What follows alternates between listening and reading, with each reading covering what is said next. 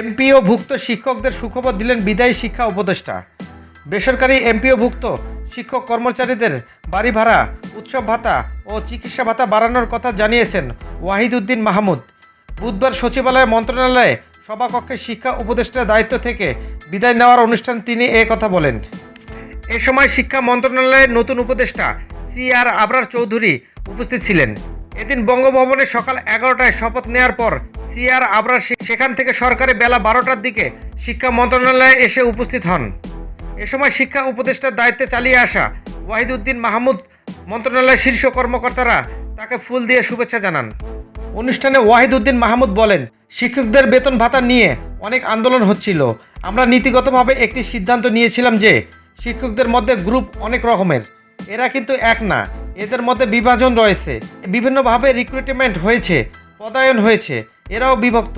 2005 সাল পর্যন্ত একরকম, 2005 সাল থেকে 15 সাল পর্যন্ত আরেক রকম, 2015 সাল থেকে আরেক রকম। পরীক্ষা সহ সব কিছু আলাদা আলাদা হয়েছে বলেই এদের দাবি দেওয়া বিভিন্ন রকম রয়েছে।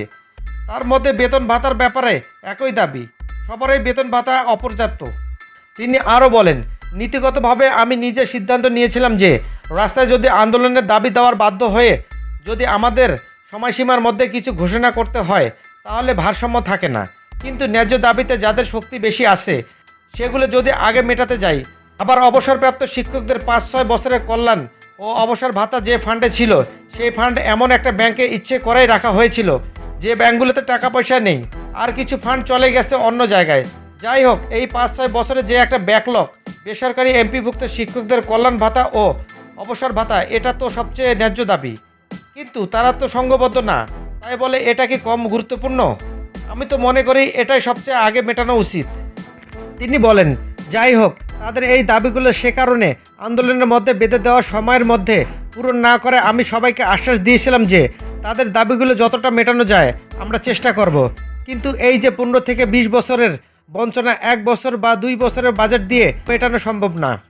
বেসরকারি শিক্ষা প্রতিষ্ঠানের সঙ্গে সরকারি শিক্ষা প্রতিষ্ঠানের শিক্ষক কর্মচারীদের বেতন সমান করে দিতে হবে উল্লেখ করেন তিনি। যদিও 15 বছরে এই বৈষম্য 2-1 বছরের বাজেটে ঠিক করা সম্ভব নয় জানিয়ে উপদেষ্টা বলেন, কিন্তু শুরুটা করার দরকার, শুরুটা আমরা করে দিয়ে যাচ্ছি। তাদের উৎসব ভাতা, বিনোদন ভাতা, চিকিৎসা ভাতা, বাড়ি ভাড়া এ বছর ঈদুল আজহা থেকে শুরু করে আগামী বছরের বাজেটে অন্তত কিছু বাজেটে বাড়াতে পারবো। উপদেষ্টা আরও বলেন, অবসর ও কল্যাণ ভাতার জন্য একটি ফান্ড এ বছরেই তৈরি করা হয়েছে, আগামী বাজেটে আরও হবে। এটি টেকসই করতে হলে 1-2টি বাজেটে হবে না, ভবিষ্যতে হয়ে যাবে।